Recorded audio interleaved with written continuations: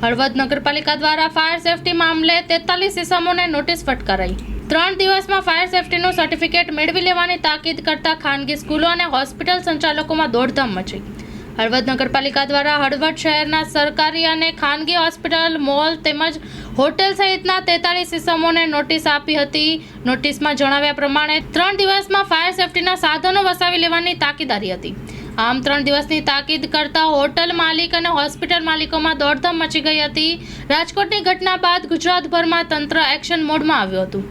મોરબી જિલ્લા કલેક્ટરના આદેશથી હળવદ નગરપાલિકાના chief officer દ્વારા હળવદ શહેરના શૈક્ષણિક સંસ્થા, hospital, hotel, shopping mall, apartment, વાણિજ્ય એકમો સહિતના ઇસમોને ફાયર સેફટીની 43 ઇસમોને નોટિસ આપી હતી।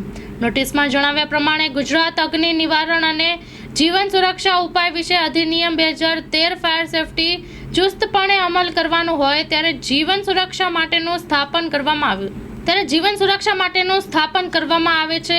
તેની જોગવાઈ બાંધકામ પરવાનગી તેમજ GBCRની જોગવાઈ મુજબ બાંધકામ કરવામાં આવેલ હોય તો તેની માહિતી બિલ્ડિંગ દિવસ 3ની તાકીદ કરી હતી। આ અંગે નગરપાલિકાના ચીફ ઓફિસર તુષારભાઈ ઝાલરિયા જણાવ્યું હતું કે રાજકોટની ઘટના બાદ હળવદ શહેરના 43 ઇસમોને હોસ્પિટલ, શૈક્ષણિક સંસ્થા, શોપિંગ મોલ, ખાનગી બેંક તેમજ સરકારી હોસ્પિટલ સહિતના અને અવારનવાર ફાયર સેફટી મામલે નોટિસ આપી હતી, પરંતુ કોઈ ફાયર સેફટીનો અમલ નહીં કરતા મંગળવારે ફરી 43 ઇસમોને નોટિસ ફટકારી હતી અને દિવસ 3માં ફાયર સેફટીનું સર્ટિફિકેટ મેળવી લેવાનું રહેશે તેમ જણાવ્યું હતું।